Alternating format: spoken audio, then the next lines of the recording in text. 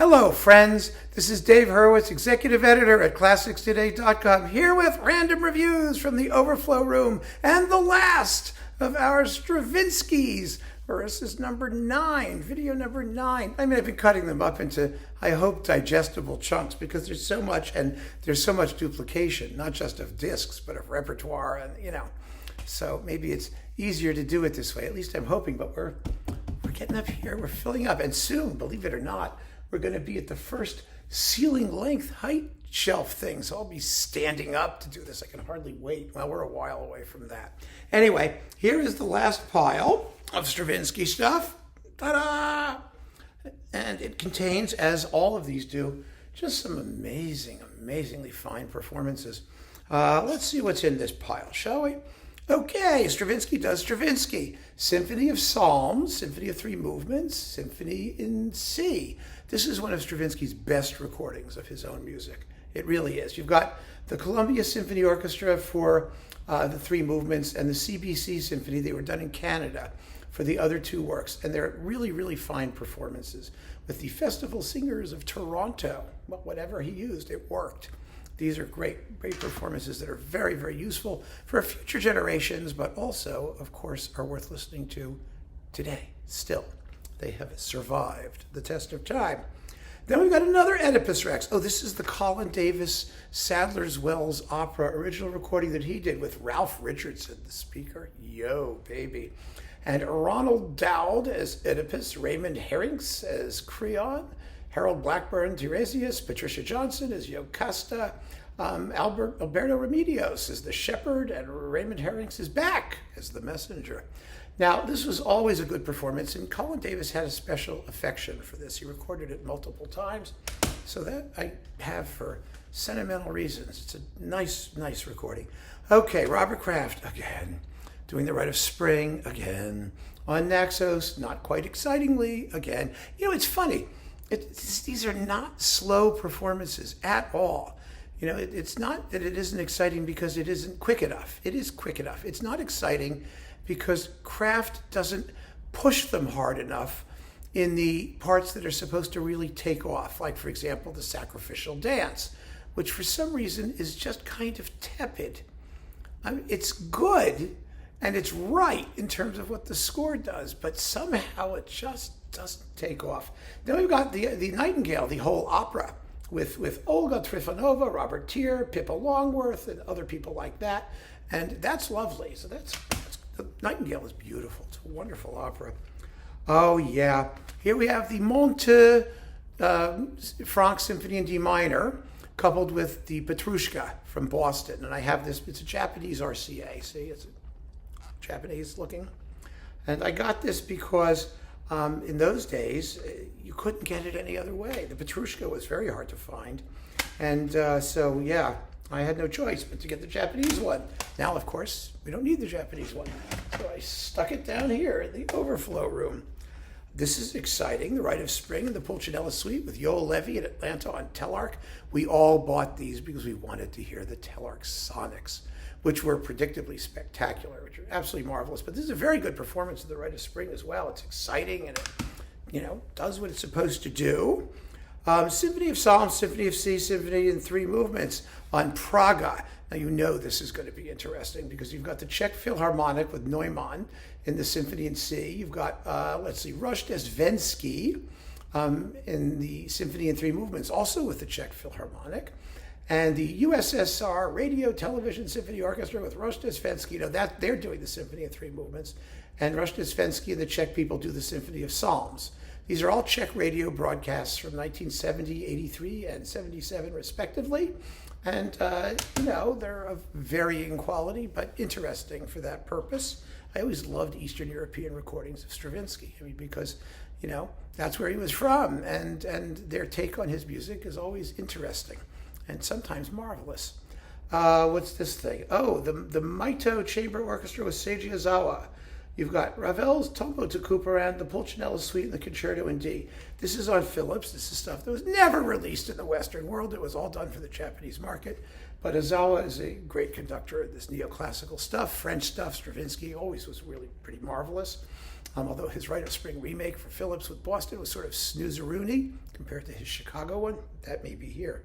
Oh boy. Whoops. Speaking of which, there it is. It's this thing with Strauss, Zarathustra. They had a couple. It was something. Zarathustra is better than the Stravinsky, and it's just not as exciting as his Chicago one. So we have these two Seiji Ozawa thingies, I have them. And now, of course, in the 400 Ozawa boxes that were issued in the past 5 years or so, all of these things have reappeared. Another Praga. The Rite of Spring in Petrushka with the Prague Radio Symphony Orchestra under Vladimir Volek. Well, that's fun. These were entertaining. The Rite of Spring's quite good. The Petrushka's quite good. Stanislav Bogunia is the pianist, and this is fun to have. Yes, indeed. Oh my! Why did I keep this? Boulez conducts Stravinsky, Scherzo Fantastique, The King of the Stars, The Song of the Nightingale, and L'Histoire du Soldat Suite with the Cleveland Orchestra. That's why I have it. I have it because it's with Cleveland. These aren't bad. Boulez's late Stravinsky recordings had their bad moments. The most awful was the Symphony of Psalms that was missing a bar with the Berlin Philharmonic. They fixed it afterwards, I think, if I'm not mistaken. But that was dreadful. This is okay. It's Boulez. It's cool and it's analytical. And the problem with Boulez's approach was that as he got older, he got a little bit more relaxed, and it was the fire in his belly that made the lack of human warmth tolerable in his earlier performances. Saying it sort of in a gross generalized way. And so the later ones had their pluses and minuses, but that's Cleveland, so it's pretty good. Then we've got Antal Dorati in Detroit doing the Rite of Spring and Petrushka. The Rite of Spring is pretty good, but it's not in any way my favorite. I also think it's a little bit lacking in zip, but the Petrushka is fabulous. It's a mixed edition that Dorati made himself, in which he claimed Stravinsky authorized. And so there's a certain uniqueness to the text. If you notice it, you may not. It doesn't really matter. It's the same music either way. But oh, what a gorgeous recording and a beautiful, beautiful performance. Marvelous. This came out around the same time, because it was digital, as Du Toit. And everybody raved about Du Toit, because Du Toit and Montreal were the flavor du jour and all that stuff. But this one was better. It was really better. I'm not kidding. Who's doing this? Oh my. Maris Jansen, Stravinsky Firebird Suite, Shedrin, Piano Concerto No. 5, with Denis Matsuev, piano. I got this, quite frankly, for the Shedrin, not for the Stravinsky. So the Shedrin is fun to have. It's a big work, 32 minutes long, and Matsuev is amazing. The Firebird Suite, this is the 1919 Firebird Suite. It's okay. It's good, but Shedrin is why I have it. But I kept it with Stravinsky because I would be more likely to find it, maybe. I don't know, more likely to remember. I don't know what I was thinking at the time, but that's where it wound up, so that's where it stays. Svetlanov from the USSR Symphony Orchestra doing the Rite of Spring and Jeu de Cartes. Oh my, this is from 1966 with in screechophonic melodious sound and really rough and ready playing and kind of heavy-duty tempos. You might say it's authentic Russian. I don't know. I really don't. It's not great, but it's an event to hear it. You know what I mean? Paavo Järvi, the Cincinnati Symphony, doing the Rite of Spring and Nielsen 5 on Telarc. How could you not want this coupling? Two very interesting combinations of, visions of primitivist craziness or savagery or I don't know. I mean, they're as different as can be, but somehow they go together. It was interesting, very interesting. So I hung on to it. I don't think that they're great performances. I've heard better versions of the Nielsen, and the Rite of Spring was good, but also a little bit on the sluggish, dare I say. The Sacrificial Dance could burn a little brighter than it does there. Then we've got this thing, Pulcinella Complete Ballet and Dumbarton Oaks with the St. Paul Chamber Orchestra and Christopher Hogwood. The reason to have this was because it was coupled with original performances of trio sonata movements by Domenico Gallo and Pergolesi, which Stravinsky used in Petrushka. And back in those days, you couldn't hear the original sources of any of this stuff. So it was essential because it was so much fun just to listen to the original versions of some of these pieces and realize that Stravinsky actually did very little to some of them. He reorchestrated them, of course, but he jazzed up the rhythm. But in many ways, including harmonically, he was just sticking to it. So that was fun. Then we've got, let's see, Pulcinella, Reynard, Suites 1 and 2, Ragtime, St. Paul Chamber Orchestra with Hugh Wolf, who was my Glee Club conductor at Johns Hopkins. So I always followed him. That was interesting. And that's nice to have. Then we've got Stravinsky Chamber Works with Ashkenazi and European Soloist Ensemble with his son, Dmitri, playing the clarinet. Ragtime Octet, 3 pieces, the Soldier's Tale, the Pastoral, the Concertino, the Septet, and Epitaphium. I got it because Stravinsky chamber stuff is hard to find. Oh, Les Noces and other choral music with authentic Russian peasants singing Les Noces, the Voronezh Chamber Choir Institute of the Arts, conducted by Oleg Shepel.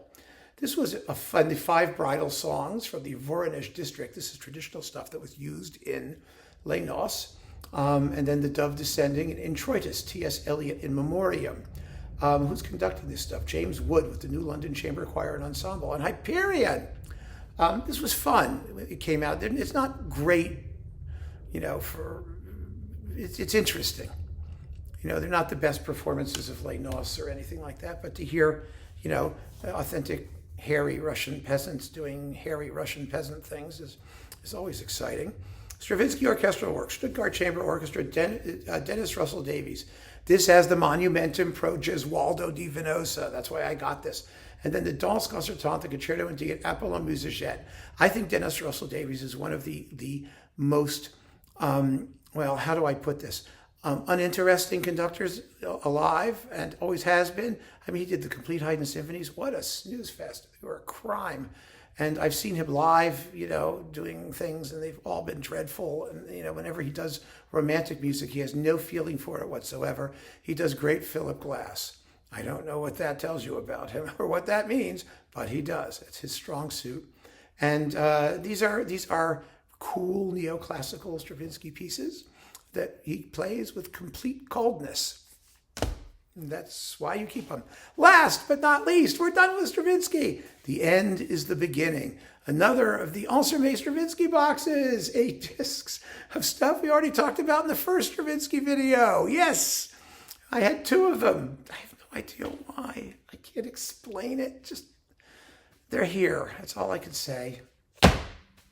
And now it's all in the big Ensemble box. So keep on listening, friends. Thanks so much for joining me. Take care.